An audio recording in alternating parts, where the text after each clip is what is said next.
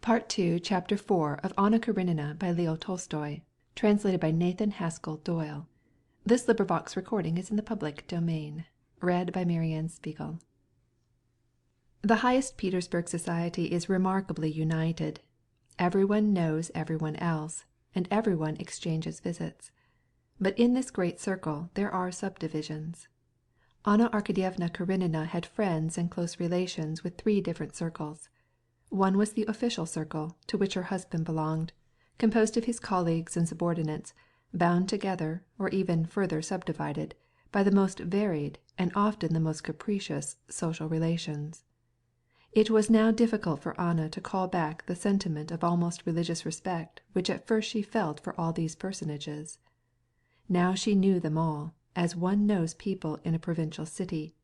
She knew what habits and weaknesses were characteristic of each, and what feet the shoe pinched. She knew what were their relations among themselves and to the official centre. She knew how this one agreed with that and on what grounds, and how another disagreed with still another and wherefore.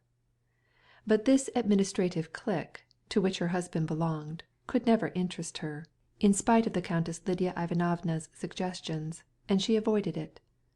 The second circle in which Anna moved was that which had helped Alexey Alexandrovitch in his career.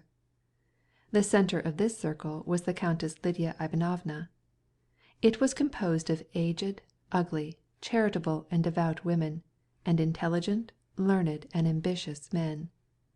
One of the cleverer men who belonged to this circle had called it the conscience of Petersburg society. Karenin was very much devoted to this circle, and Anna, who had the faculty of getting along with all people, had, during the early days of her life in Petersburg, made friends in its number. After her return from Moscow, this set of people seemed to her insupportable. It seemed as if she herself, as well as all the rest of them, were hypocritical, and she felt depressed and ill at ease in this society. She saw the Countess Lidia as infrequently as she possibly could. Finally, the third circle in which Anna had connections was society. Properly speaking, the fashionable society of balls, dinner parties, brilliant toilets, the society with which one hand lays fast hold of the court lest it descend to the level of the demi-monde, which the members of this circle affect to despise, and yet whose tastes are not only similar, but the same. The bond that united her to this society was the Princess Betsy Tverskaya, the wife of one of her cousins, who enjoyed an income of 120,000 rubles, and who had taken a great fancy to Anna as soon as she came to Petersburg, flattered her, introduced her among her friends, and made ridicule of the Countess Lidia's friends. "When I am old and ugly I will do the same," said Betsy, "but a young and pretty woman like yourself has as yet no place in such an asylum." Anna had at first avoided as far as possible the society to which the Princess Betsy Tverskaya belonged, as it called for expenses beyond her means, and in her heart she preferred the first mentioned courtier. But after her visit to Moscow all this was changed. She neglected her worthy old friends, and cared to go only into grand society.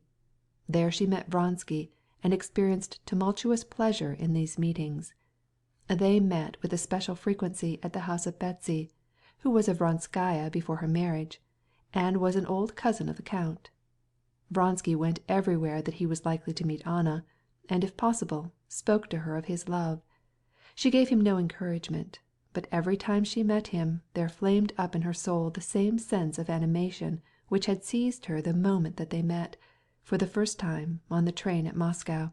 She herself was conscious that at the sight of him this joy shone in her eyes, in her smile, but she had not the power to hide it. Anna at first sincerely believed that she was angry because he persisted in following her, but one evening, not long after her return from Moscow, when she was present at a house where she expected to meet him, and he failed to come, she perceived clearly, by the pang that went through her heart, that she was deceiving herself, that this insistence of his not only was not disagreeable to her, but that it formed the ruling passion of her life. A famous diva was singing for the second time, and all the high society of Petersburg was at the theatre. Vronsky, from his seat in the front row, saw his cousin there, and without waiting for the entr'acte, left to visit her box. Why didn't you come to dinner?" she asked, and then with a smile she added, so as to be heard only by him, "I admire this clairvoyance of lovers. She was not there. But come to my house after the opera." Vronsky looked at her questioningly. She nodded. He thanked her with a smile, and sat down by her side. "But how I miss your pleasantries! What has become of them?" continued the Princess Betsy, who followed with keen pleasure the progress of this passion. "You are in the toils, my dear." "That is all that I ask for," he replied with his calm good-natured smile, "to be in the toils.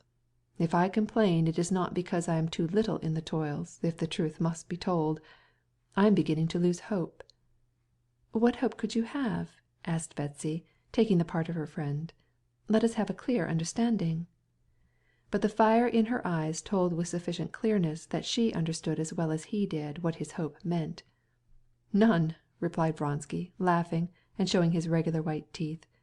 "Excuse me," he added, taking the opera glasses from his cousin's hand, in order to direct it across her bare shoulder at one of the opposite boxes. "I fear I am becoming ridiculous." He knew very well that in Betsy's eyes, and in those of her world, he ran no risk of being ridiculous.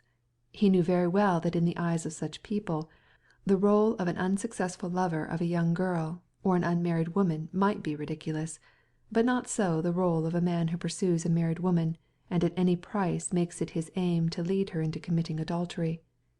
This rôle is something beautiful and majestic, and can never be ridiculous, and therefore Vronsky, as he handed back the opera glasses, looked at his cousin with a smile of pride and joy lurking under his moustache.